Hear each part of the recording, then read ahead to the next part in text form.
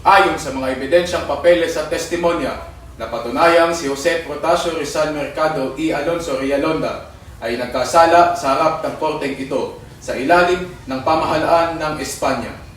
Sa kadahilanang siya ay naging pangunahing tagapagtatag at buhay na kaluluwa ng Resureksyong Pilipino, tagapagtatag ng mga samahan, pahayag at librong nagpapaapoy at nagpapalaganap ng mga ideya hinggil sa revolusyon.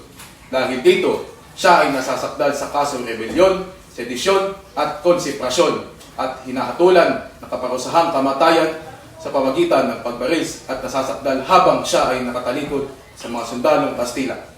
Ito ay papatupad bukas ng ika-30 ng Disyembre sa ganap ng ika-7 ng umaga sa Bagong Bayan.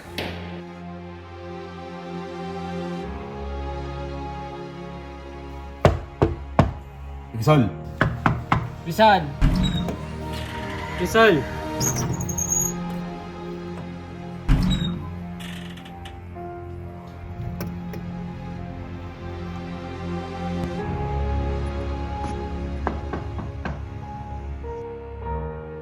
Si Rizal? To my family, I ask you for forgiveness for the pain I caused you. But someday, I shall have to die, and it's better that I die now, in the plenitude of my conscience. Dear parents, brother, and sisters, give thanks to God that I may preserve my tranquility before my death. I die resigned, hoping that with my death, you will be left in peace. It is better to die than to live suffering.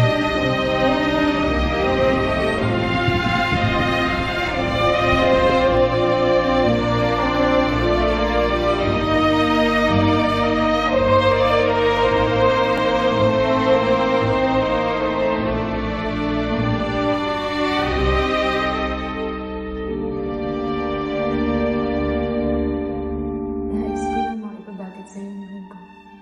Na kahit ito mang ating huling pagkikita, ako'y nangangako na ikaw lang ang aking mamahalin hanggang sa aking huling hininga.